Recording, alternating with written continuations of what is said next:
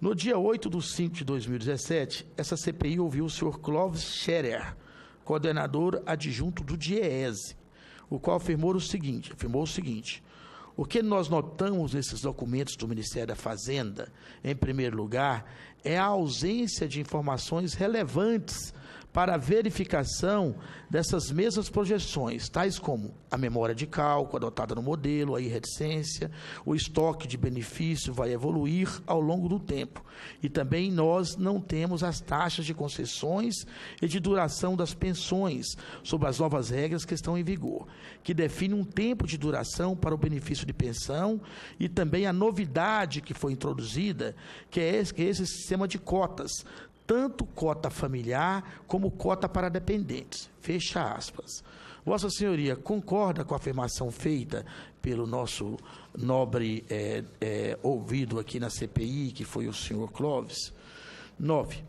Na mesma audiência do dia 8/5/2017, recebemos nessa CPI a professora da UFRJ, Denise Lobato, a qual afirmou o seguinte em relação às projeções realizadas pelo governo.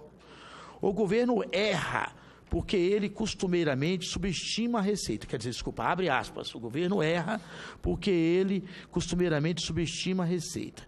E por que ele subestima a receita? Essa é a pergunta que ela faz lá. Porque, por exemplo, antes do ano de 2016, o governo utilizava a PNAD de 2009 para projetar as variáveis do mercado de trabalho. Aí vem reticência, deu continuidade. Mesmo que já existisse a PNAD de 2011, a de 2012 e a de 2013, o governo continuava usando os valores da PNAD de 2009. Fechou aspas. Minha pergunta: Vossa Senhoria poderia esclarecer para essa CPI se realmente foi utilizada a PNAD de 2009 como base para demonstrar a necessidade da reforma da Previdência apresentada pelo governo e por quê? 10. Na mesma data, ouvimos o professor da Universidade do Pará, Sr. Carlos Renato Lisboa, o qual afirmou o seguinte, abre aspas, a gente está conversando sobre, aí reticência, certezas, entre aspas, que o governo vem apresentando ao longo desses últimos tempos, em propagandas oficiais ou não, de que a Previdência, no longo prazo, vai representar entre 17%, 18% até 23% do Produto Interno Bruto Nacional. E a partir dessa premissa, justificar-se-ia fazer uma reforma tão radical quanto a que está sendo proposta na PEC da reforma da Previdência Nacional. Fecha aspas. Pergunta: Vossa Senhoria saberia estimar o valor investido em propagandas institucionais a respeito da reforma da Previdência? E ainda sobre o depoimento do professor Carlos Renato, da Universidade do Pará. Vossa Senhoria discorda quando ele critica o valor do PIB utilizado nas propagandas institucionais? Nesse ponto, eu já passo para a questão, em termos da própria exclusão de crédito tributário pela via de renúncia. Nesse quadro, eu trago para os senhores senadores, senhor presidente, números que essa apresentação vai ficar disponível. E aí eu trago, especialmente, na primeira coluna, o quanto de renúncia nós temos em termos de desoneração da folha, de Simples Nacional, de filantropia, da própria exportação, pelo mecanismo da desoneração da tributação em cima da folha de pagamentos, o MEI, e damos um total que chegamos em 2014 para 2015, algo em torno de 60 bilhões de reais só no rol de renúncias que foram colocadas. E aí, nesse demonstrativo, nós podemos verificar que o comportamento de toda essa renúncia vis-à-vis, comparando a cada tipo de tratamento aplicável. Temos algumas ações voltadas para isso e aqui, na folha seguinte, nós fazemos essa correlação em relação ao número de trabalhadores e aplicado a cada tipo dessas renúncias. Então, nós temos na desoneração da folha de pagamento, das filantrópicas, do rural, e uma das perguntas falam que se há ou não desequilíbrio, eu diria que no contexto geral, realmente há um desequilíbrio entre custeio e benefício, até pelo fato seguinte: quando se há uma desoneração de um determinado segmento, os trabalhadores que atuam neste segmento, ao final da sua vida laboral, vai bater na Previdência, ele não vai dizer: olha, eu trabalhei numa área que contribuiu pouco, eu quero uma contribuição menor. Não, ele vai chegar ao final da sua vida e vai requerer da Previdência Social os mesmos benefícios dos demais.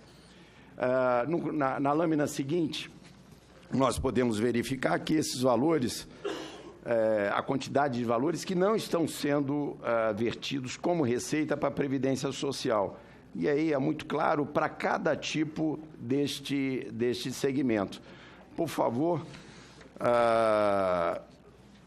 nesta lâmina é possível verificar a massa salarial das principais desonerações versus a massa salarial total. Então, nós temos algo em torno de 34% a 35%, chegamos a 40% da massa salarial que foi objeto de uma certa forma renúncia, que não contribui para a Previdência Social. E aí que começam os que eu comentei, custeio versus benefício. Temos aí 34% a 35%, chegamos a 40%. Insisto, 2015 começamos a fazer uma reversão, caímos um pouco para 33%, e mais adiante nós podemos verificar que os valores arrecadados desses valores, em termos de setores, quanto que representam em termos de renúncia. Então, a arrecadação das principais desonerações versus massa salarial em termos de renúncia. Aí nós estamos vendo também que daqueles 30 e pouco, 40% que nós tivemos aí de massa versus massa total, temos aí algo em torno de 10% de arrecadação com a massa de renúncia. E aí, aproveitando o tempo, eu vou direto nas questões que, ao nosso ponto de vista, merecem uma certa reflexão. Temos aqui, eu vou abordar a questão da desoneração da folha de pagamentos, setor agronegócio, entidades beneficentes, o próprio MEI e o Simples Nacional. Observem que eu estou trazendo, com maior transparência, dados.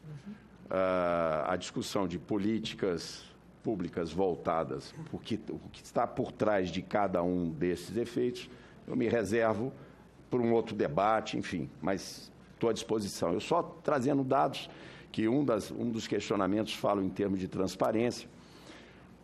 Então, o primeiro ponto, a própria desoneração da folha de pagamento. Por favor, por gentileza. Esse quadro já é conhecido daqui do Congresso, da Câmara, do Senado, já foi apresentado várias vezes, né? É o comportamento da desoneração da folha de pagamento.